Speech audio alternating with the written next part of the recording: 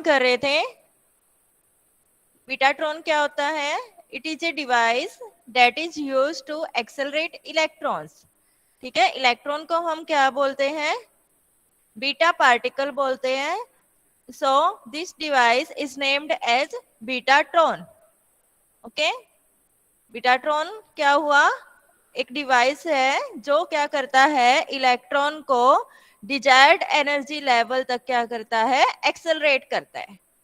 ठीक है, yes ma'am.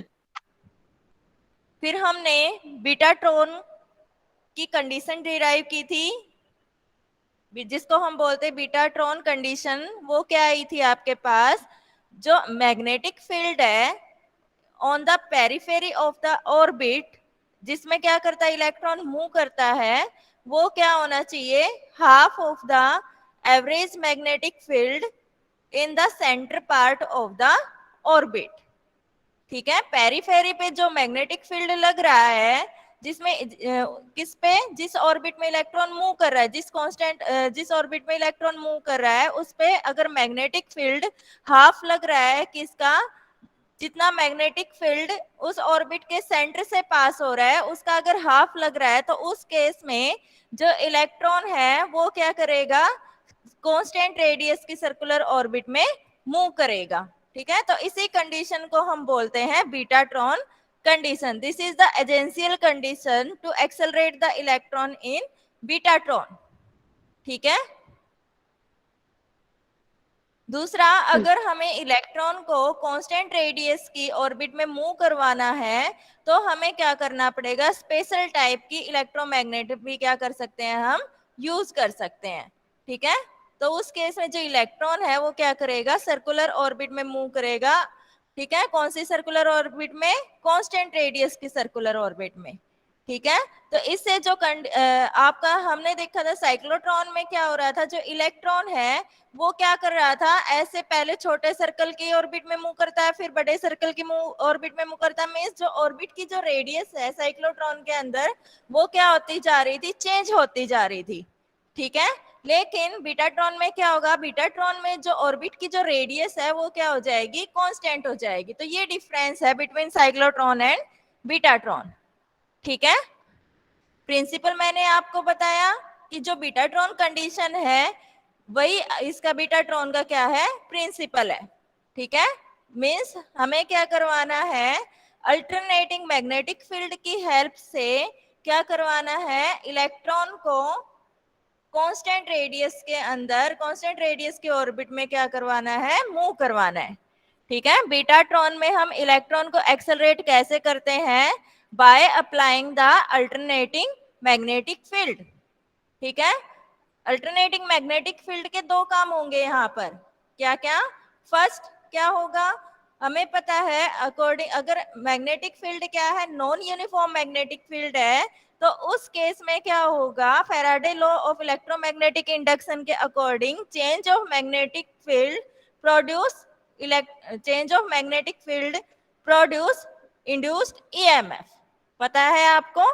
ठीक है, तो जैसे जैसे मैग्नेटिक फील्ड चेंज होगा तो ईएमएफ क्या होगा? इंड्यूस होगा। ठीक है, तो जो इलेक्ट्रिक फील्ड है इंड्यूस हुआ, जो इलेक्ट्रिक फील्ड है ये क्या करेगा? इलेक्ट्रॉन को एक्सेलरेट करेगा। ठीक है, दूसरा जो मैग्नेटिक फील्ड का क्या काम है? दूसरा मैग्नेटिक फील्ड का काम है कि ये क्या करेगा? इलेक्ट्रॉन को सर्कुलर ऑर्बिट में, ठीक है, कांस्टेंट रेडियस की सर्कुलर ऑर्बिट में मूव करवाएगा। ठीक है, तो इसकी हेल्प से जो चेंज इन मैग्नेटिक फ्लक्स है उसकी हेल्प से क्या किया हमने? एक तो इलेक्ट्रिक फील्ड प्रोड्यूस किया जो इलेक्ट्रॉन को एक्सेलरेट करेगा। दूसरा, जो इलेक्ट्रॉन है वो क्या करेगा? सर्कुलर ऑर्बिट में मूव करेगा। ठीक है, this is the principle of betatron. Clear हुआ बेटा? Yes ma'am. ठीक है, अब इसके कंस्ट्रक्शन पढ़ते हैं। कंस्ट्रक्शन में क्या क्या होता है? स्क्रीन शेयर कर रही हूं मैं।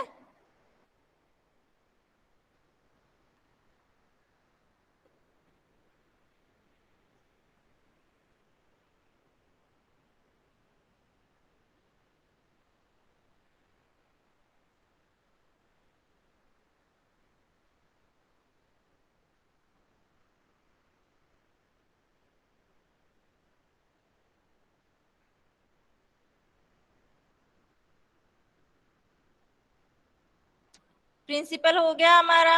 अब बात आती है कंस्ट्रक्शन एंड वर्किंग की।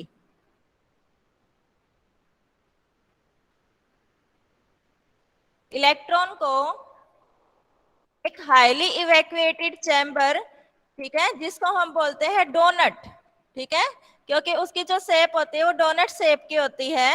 यहाँ पर देखिए, ठीक है, इलेक्ट्रॉन को एक हाईली इवैक्यूएटेड चैम्बर, जिसको यहाँ पर सी से शो किया गया है, ठीक है, उसके अंदर क्या किया जाता है, एक्सेलरेट किया जाता है, ठीक है। ये जो चैम्बर है आपका स्मॉल बीटाट्रॉन के अंदर तो ग्लास का बना होता है, लेकिन अगर बीटाट्रॉन का साइज क्या है, लार्ज है, तो वहां पर हम ये जो डोनट शेप का चैम्बर है, इसको हम सिरामिक से बनाते हैं, ठीक है।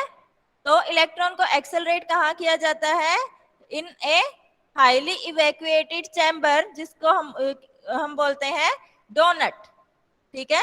इसमें क्या किया जाता है, इलेक्ट्रॉन को एक्सेलरेट किया जाता है। स्मॉल बीटाट्रॉन के अंदर ये जो चैम्बर है सी, ये ग्लास का बना होता है, और जो लार्ज बीटाट्रॉन होते हैं उस केस में ये जो डोनट शेप का चैम्बर है, इसको हम सिरामिक से बनाते हैं, ठीक है। फिर इस चैम्बर को प्लेस किया जाता है स्पेशली शेप पोल पीसीज के अंदर, ठीक है, स्पेशली शेप इलेक्ट्रोमैग्नेट, ठीक है। यहाँ पर देखो, ये जो इलेक्ट्रोमैग्नेट है एक स्पेशल टाइप की शेप दी गई है यहाँ पर, ठीक है। तो इस डोनट चैम्बर को कहां पर रखा जाता है, in between the pole pieces of specially shape electromagnet, ठीक है। इस इलेक्ट्रोमैग्नेट को किससे कनेक्ट किया जाता है, एसी से कनेक्ट किया जाता है, ठीक है, ताकि जो चेंज इन मैग्नेटिक फ्लक्स हो, ताकि मैग्नेटिक फील्ड क्या हो, चेंज कर सके, ठीक है, और वो क्या प्रोड्यूस कर सके, इलेक्ट्रिक फील्ड प्रोड्यूस कर सके, ठीक है। बात समझ में आ गई? Yes ma'am. Yes ma'am. ठीक है। अब जैसे जैसे मैग्नेटिक फ्लक्स चेंज होगा तो क्या होगा, ईएमएफ इंड्यूस होगा, ठीक है। तो जो मैग्नेटिक फील्ड है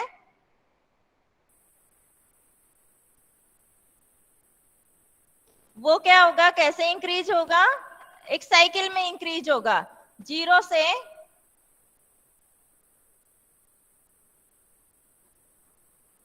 एक कंप्लीट साइकिल, आपको पता है कितने टाइम में कंप्लीट होती है एक वेव साइकिल, टी टाइम में कंप्लीट होती है, ठीक है। तो इन दैट ड्यूरेशन जो मैग्नेटिक फील्ड है वो मैक्सिमम कब होगा, एट t/4 टाइम पे मैक्सिमम होगा, ठीक है।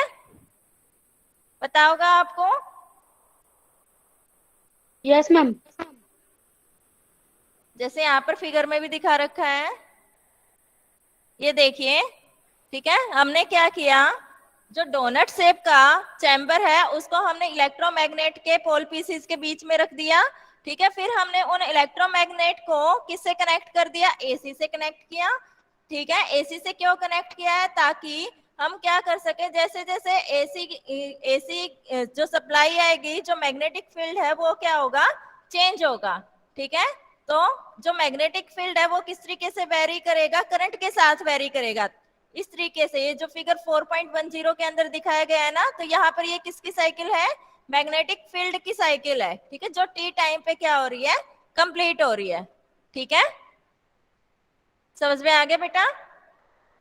Yes ma'am. उसके बाद इसमें देखो,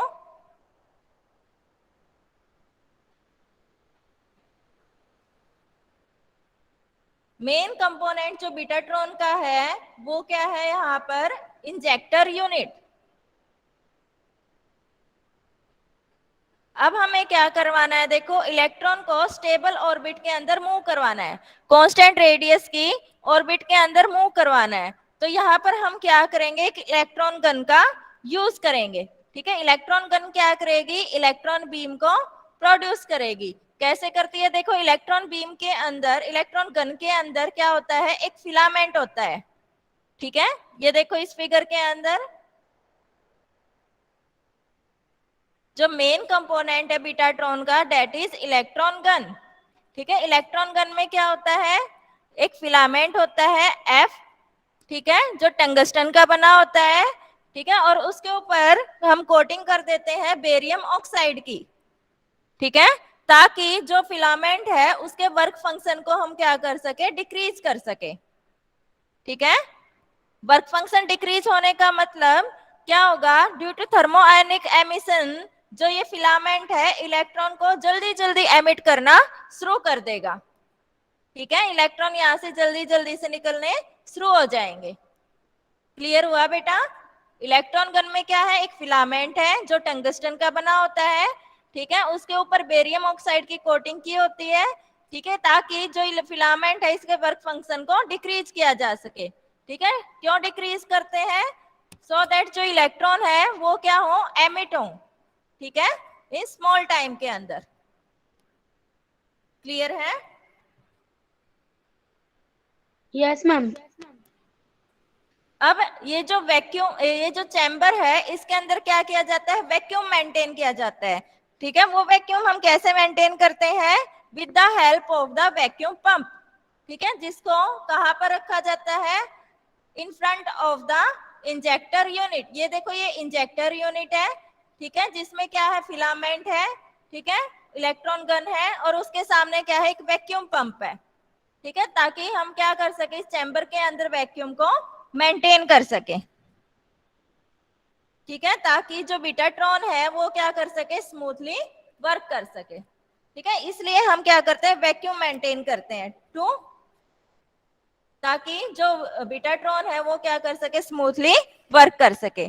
ठीक है, उसके बाद पूरे सिस्टम को किस में रखा जाता है, ये जो पूरा सिस्टम है आपका, इस सिस्टम को कहां पर रखते हैं हम, इलेक्ट्रोमैग्नेट के पोल पीसेस के बीच में रख देते हैं। ठीक है, और उन पोल पीसेस को हम किससे कनेक्ट कर देते हैं, एसी सप्लाई से कनेक्ट कर देते हैं, ताकि जो मैग्नेटिक फील्ड है, अल्टरनेटिंग मैग्नेटिक फील्ड प्रोड्यूस हो उसकी। क्लियर है?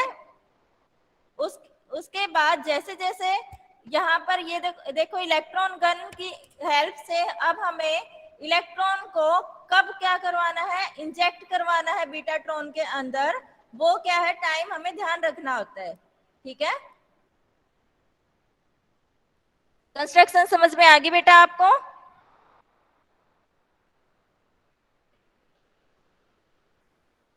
Hello,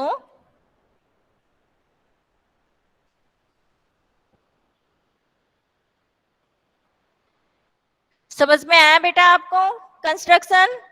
Yes, ma'am. ठीक है, अब वर्किंग देखो इसकी कैसे वर्क करता है बीटाट्रॉन।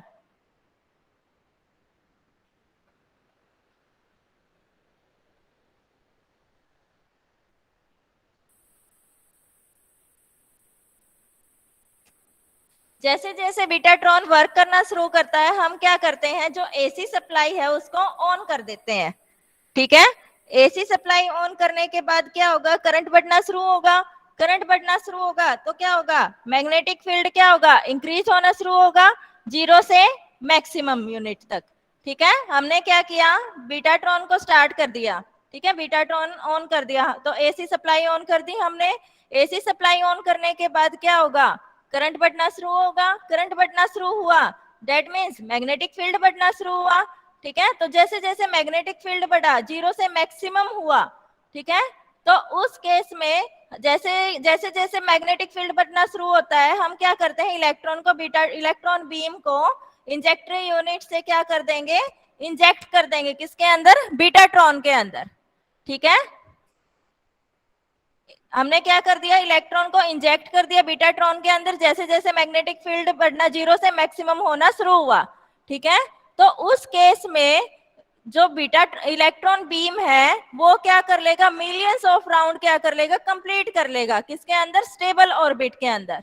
ठीक है, तो जैसे ही टाइम t/4 होता है तो हम क्या करेंगे, इलेक्ट्रॉन बीम को क्या कर लेंगे, इजेक्ट कर लेंगे।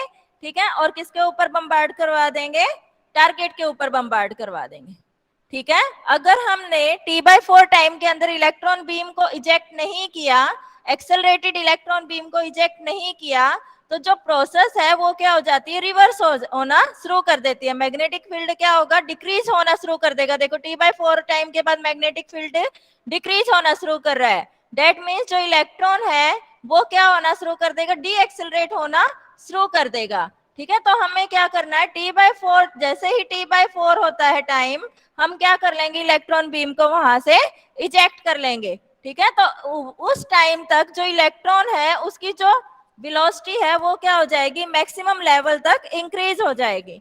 ठीक है, और उसके बाद हम क्या करेंगे, उसको टारगेट के ऊपर बम्बार्ड करवा देंगे। क्लियर हुआ बेटा? तो ये वर्किंग है इसकी, बात समझ में आई? Yes ma'am. ठीक है, हमने क्या किया, वर्किंग में आप क्या बताओगे, जैसे जैसे ही हम सप्लाई ऑन करते हैं, एसी ऑन करते हैं, तो जो मैग्नेटिक फील्ड है वो 0 से मैक्सिमम होना शुरू कर देता है। जैसे जैसे ये मैक्सिमम मैग्नेटिक फील्ड क्या कर रहा है, देखो यहाँ पर बढ़ता जा रहा है, वैसे वैसे इतने टाइम के अंदर जो इलेक्ट्रॉन है वो स्टेबल ऑर्बिट के अंदर मिलियंस ऑफ राउंड क्या कर लेता है, कंप्लीट कर लेता है, और उसकी एनर्जी क्या हो जाती है, हाई हो जाती है। ठीक है, और जैसे ही t/4 टाइम होता है, यहाँ पर जैसे ही मैग्नेटिक फील्ड यहाँ पहुंचता है, मैक्सिमम लेवल के ऊपर पहुंचता है, ये कितना टाइम है, t/4 टाइम। तो यहाँ पर पहुंचने के बाद हम क्या करते हैं, तुरंत इलेक्ट्रॉन बीम को क्या कर लेते हैं, इजेक्ट कर लेते हैं। ठीक है, अदरवाइज जो मैग्नेटिक फील्ड है वो क्या करेगा, इसके बाद डिक्रीज होना शुरू कर देगा। मैग्नेटिक फील्ड डिक्रीज हुआ तो इलेक्ट्रॉन जो है वो क्या, उसकी जो स्पीड है वो क्या होनी शुरू हो जाएगी, डिक्रीज होनी शुरू हो जाएगी। डेट मीन्स जो इलेक्ट्रॉन है डीएसेलरेट होना शुरू कर देगा। तो इस चीज से बचने के लिए हम क्या करते हैं, इलेक्ट्रॉन बीम को क्या करते हैं, तुरंत यहाँ से क्या कर लेते हैं, इजेक्ट कर लेते हैं। ठीक है, with the help of electrode, ठीक है, या बाय सेंडिंग ए पल्स, ठीक है, पल्स ऑफ करंट। तो हम क्या करेंगे, इलेक्ट्रॉन बीम को यहाँ से इजेक्ट कर लेंगे और किसके ऊपर बम्बार्ड करवा देंगे, टारगेट के ऊपर बम्बार्ड करवा देंगे। क्लियर हो गया? Yes ma'am. ठीक है, तो ये आपको वर्किंग में लिखना है। कंस्ट्रक्शन एंड वर्किंग समझ में आ गई आपको? Yes ma'am. ठीक है, अब देखो यहाँ पर जैसे ही हम इलेक्ट्रॉन बीम को टारगेट के ऊपर बम्बार्ड करवाते हैं, तो उस केस में क्या होता है, एक्सरेज एमिट होती हैं। ठीक है, अगर हमारे पास लो एटॉमिक नंबर का सब्सटेंस है तो वहां पर क्या होती है, एक्सरे एमिट होती है। अगर हमें हमारे पास जो टारगेट है अगर उसका हाई एटॉमिक नंबर है तो वहां पर क्या होता है, गामा रेज एमिट होती हैं। ठीक है, क्लियर हो गया? इलेक्ट्रॉन को हाई एनर्जी तक एक्सेलरेट करवाने के बाद हम क्या करते हैं, उसको टारगेट के ऊपर स्ट्राइक करवाते हैं, जिससे क्या होती है, एक्सरे या गामा रे एमिट होती है। अगर जो सब टारगेट है उसका एटॉमिक नंबर लो है तो एक्सरे एमिट होंगी, अगर एटॉमिक नंबर हाई है तो गामा रे एमिट होती है। ठीक है, तो यूजेस क्या हुए इनके, अगर ये जो गामा रे है, इस बीटाट्रॉन के केस में, अगर हम बीटाट्रॉन के केस में गामा रे एमिट हो रही है तो इनकी एनर्जी क्या होती है, ग्रेटर होती है। ठीक है, जो हमें नेचुरल गामा रेज मिलती हैं उनके कंपैरिजन में, अगर हम बीटाट्रॉन से जो इलेक्ट्रॉन एक्सेलरेट हुए उनको टारगेट के ऊपर बम्बार्ड करवाते हैं, तो जो गामा रे एमिट होती है उनकी एनर्जी क्या होती है, मच ग्रेटर देन होती है than that of the natural gamma rays. ठीक है, तो वो किस ऑर्डर की होती है, अबाउट 300 मिलियन इलेक्ट्रॉन वोल्ट की होती है। तो इन गामा रेज को हम यूज कर सकते हैं रिसर्च पर्पज में। ठीक है, रिसर्च किसमें, in nuclear and biological sciences के अंदर। ठीक है, क्लियर है बेटा? Yes ma'am. अब देखो बीटाट्रॉन की जो इलेक्ट्रॉन एक्सेलरेट हुए हैं उनकी एनर्जी को हम कैसे फाइंड कर सकते हैं। हम मान लेते हैं जो मैग्नेटिक फ्लक्स है, हम जैसे ही हमने सप्लाई ऑन की तो जो मैग्नेटिक फ्लक्स है वो क्या करता है, सिनुसॉइडली वेरी करता है। ठीक है, तो जो इक्वेशन होगी मैग्नेटिक फ्लक्स की वो क्या होती है आपके पास, phi not sine omega T होती है ये। ठीक है, अब जो मैग्नेटिक फ्लक्स है वो क्या हो रहा है, t/4 टाइम के ऊपर क्या हो रहा है, मैक्सिमम हो रहा है। दैट मीन्स जो इलेक्ट्रॉन है उसका जो एक्सेलरेशन है वो t/4 के ऊपर क्या होगा, मैक्सिमम होगा। ठीक है, तो टाइम ऑफ एक्सेलरेशन क्या हो जाएगा यहाँ पर, t/4। ठीक है, इन टर्म ऑफ ओमेगा जो टाइम ऑफ एक्सेलरेशन है वो कितना आ जाएगा आपके पास, π/2 ओमेगा आ जाएगा। ठीक है, क्योंकि टाइम पीरियड कितना आता है, 2π/ओमेगा, तो इसका 1/4 कितना हो जाएगा, क्योंकि t/4 टाइम के ऊपर जो एक्सेलरेशन है इलेक्ट्रॉन का वो मैक्सिमम होगा, उसके बाद इलेक्ट्रॉन क्या करता है, डी एक्सेलरेट होना शुरू कर देता है। ठीक है, तो टाइम ऑफ एक्सेलरेशन कितना हो गया, पाई बाय 2 ओमेगा। ठीक है, तो टी वह टाइम है जिस ड्यूरेशन में जो इलेक्ट्रॉन है वो स्टेबल ऑर्बिट के अंदर अपना एक राउंड कंप्लीट करता है। ठीक है, तो इस एक कंप्लीट राउंड में जो इलेक्ट्रॉन है वो कितनी एनर्जी गेन कर लेता है, क्यू ई। ठीक है, क्यू कितना है इलेक्ट्रॉन के ऊपर, स्मॉल ई, और E is the electric field. ठीक है, अब यहाँ पर क्योंकि मैग्नेटिक फ्लक्स चेंज हो रहा है टाइम के साथ में, तो क्या कर रहा है, ये इंड्यूस्ड ईएमएफ प्रोड्यूस कर रहा है, that means d phi by d t give the induced EMF, that is E. तो ई की वैल्यू हमने सब्स्टिट्यूट कर दी d phi by d t. ठीक है, अब फाई बी आपके पास कितना है from equation, phi B is equal to phi B nought sine omega t. तो ये वैल्यू हम यहाँ पर क्या करेंगे, सब्स्टिट्यूट कर देंगे। ठीक है, तो क्या आ गया आपके पास, एनर्जी गेन बाय इलेक्ट्रॉन एक कंप्लीट टर्न में कितनी एनर्जी गेन की, E phi B nought d by d t sine omega t. ठीक है, तो टी बाई 4 टाइम में कितनी एनर्जी गेन कर लेगा इलेक्ट्रॉन, इसको हम क्या कर देंगे, इंटीग्रेट कर देंगे 0 टू टी बाई 4। ठीक है, और टी बाई 4 से डिवाइड कर देंगे, तो आपके पास energy gain by electron in T by 4 time कितनी आ जाएगी, 2e omega 5b naught divided by pi. ठीक है, 5b की वैल्यू आपके पास कितनी है, फ्रॉम इक्वेशन 4.24 5b नॉट आपके पास कितना है, 4.24 हमने डिराइव की थी बीटाट्रॉन कंडीशन के अंदर।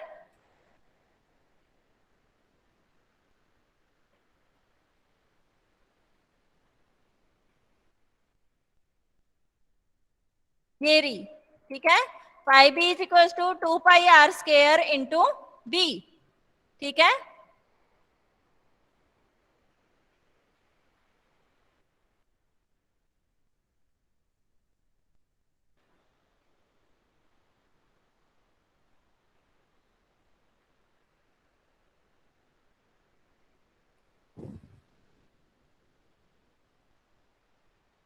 तो एवरेज एनर्जी पर टन, ठीक है, वो कितनी आ जाएगी, यहां पर हम क्या करेंगे पर टन के लिए, ये तो हमने क्या किया है, एनर्जी निकाली है कंप्लीट रोटेशन के अंदर, that is t by 4 times के अंदर निकाली है हमने कि टी बाई 4 में कितना हो जाएगा, मैक्सिमम मैग्नेट एक्सेलरेशन हो जाएगा यहाँ पर। तो 5b नॉट यहाँ पर हम ये कंडीशन लगा देंगे, 5b not is equal to 2 pi r square b. तो एवरेज एनर्जी पर टन कितनी हो जाएगी यहाँ पर,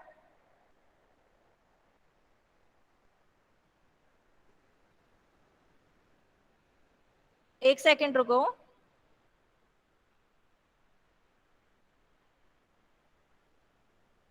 5b नॉट की वैल्यू सब्स्टिट्यूट कर दे हम इस इक्वेशन के अंदर। ठीक है, एवरेज एनर्जी पर टन ये देखो कितनी आई है आपकी, 2e omega 5b naught divided by पाई। यहां पर हम क्या करेंगे, 5b नॉट की वैल्यू सब्स्टिट्यूट कर देंगे, that is 2 pi r square b. ठीक है, तो एवरेज एनर्जी पर टन आपके पास आ गई 4e omega are square b. ठीक है, अब टोटल डिस्टेंस कितनी ट्रेवल करता है इलेक्ट्रॉन ड्यूरिंग एक्सेलरेशन, वो क्या होती है, स्पीड मल्टीप्लाई बाय टाइम। अब जो इलेक्ट्रॉन है वो क्या करता है, कांस्टेंट स्पीड से मूव करता है। ठीक है, हम मान लेते हैं इलेक्ट्रॉन जो एक्सेलरेट हुआ वो कितनी वेलोसिटी तक एक्सेलरेट हो गए, to the velocity of light. ठीक है, उससे ज्यादा तो हो नहीं सकता, तो हम मैक्सिमम वेलोसिटी मान लेते हैं इलेक्ट्रॉन की, डेट इज सी। ठीक है, तो कितनी डिस्टेंस ट्रेवल की इलेक्ट्रॉन ने, that is speed multiply by time. Time यहाँ पर t बाई 4 लेंगे क्योंकि मैक्सिमम एक्सेलरेशन होगा इलेक्ट्रॉन का एट t बाई 4। तो डिस्टेंस यहाँ से आ गया आपके पास c pi divided by 2 omega. ठीक है, तो नंबर ऑफ रिवॉल्यूशन कितने कर लेता है electron during this period, during t by 4 time के अंदर कितने नंबर ऑफ रिवॉल्यूशन कंप्लीट कर लेगा, उसको हम क्या करेंगे, जो टोटल डिस्टेंस है ट्रेवल की है इलेक्ट्रॉन ने ड्यूरिंग एक्सेलरेशन प्रोसेस, उसको हम क्या कर देंगे, सरकमफ्रेंस से डिवाइड कर देंगे, सरकमफ्रेंस ऑफ द ऑर्बिट। ठीक है, तो वो कितना आ गया, नंबर ऑफ रिवॉल्यूशन आपके पास कितने आ गए, c बाय 4 ओमेगा r। ठीक है, तो टोटल एनर्जी कितनी हो जाएगी, वो हम क्या करेंगे, एवरेज एनर्जी को, एवरेज एनर्जी पर रिवॉल्यूशन को किससे मल्टीप्लाई कर दें, नंबर ऑफ रिवॉल्यूशन से मल्टीप्लाई कर दें, तो आपके पास क्या आ जाएगी, टोटल एनर्जी आ जाएगी, ठीक है, that is equals to p सी।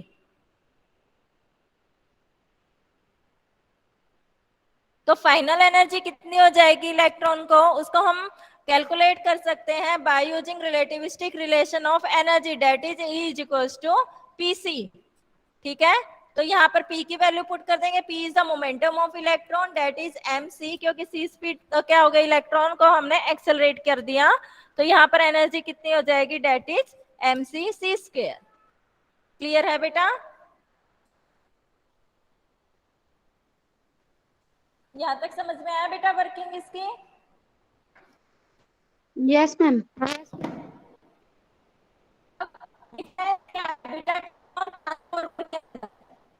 बताइए मुझे, ट्रांसफार्मर में भी इलेक्ट्रोमैग्नेटिक इंडक्शन यानी कि चेंज ऑफ मैग्नेटिक फ्लक्स से क्या होता है, इलेक्ट्रिक फील्ड प्रोड्यूस होता है, ठीक है। और यहाँ पे बताओ दोनों में डिफरेंस क्या हुआ, आपने जो पढ़ा है ट्रांसफार्मर में हम कैसे प्रोड्यूस करते हैं मैग्नेटिक इलेक्ट्रिक फील्ड,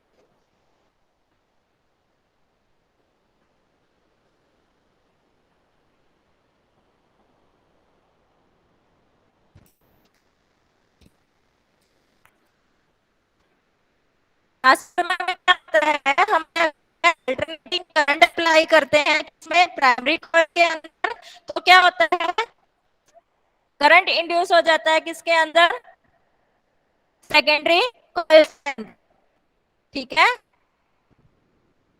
यहाँ पर हम क्या करते हैं, बीटा डॉट के अंदर जो सेकेंडरी कॉइल है उसको हम क्या कर देते हैं, डोनट शेप वैक्यूम से क्या कर देते हैं, रिप्लेस कर देते हैं, ठीक है।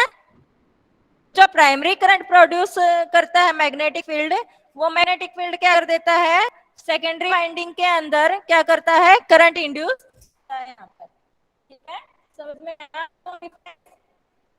ट्रांसफार्मर में क्या होता है बेटा, Yes, ma'am. प्राइमरी कॉइल होती है, सेकेंडरी कॉइल होती है। प्राइमरी कॉइल अगर करंट प्रोड्यूस करते हैं, प्राइमरी कॉइल को हम एसी से कनेक्ट करते हैं, ट्रांसफार्मर के अंदर तो क्या होता है, प्राइमरी कॉइल में म्यूचुअल इंडक्शन प्रोड्यूस होता है, ठीक है। ऐसे ही यहाँ ट्रांसफार्मर बीटा टोन करते हैं, प्राइमरी कॉइल उसमें करंट प्रोड्यूस होता है, तो प्राइमरी कॉइल के साथ में क्या कनेक्ट करते हैं, हम डोनट से वैक्यूम देते हैं, से वैक्यूम चैम्बर के अंदर क्या होता है, प्रोड्यूस होता है। आप क्लियर है?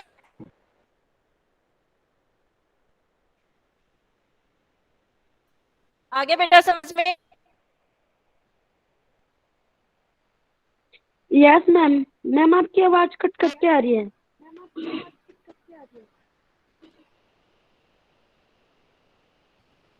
हेलो हेलो, Yes, आ ma'am. रही है बेटा आप आवाज? Yes, ma'am.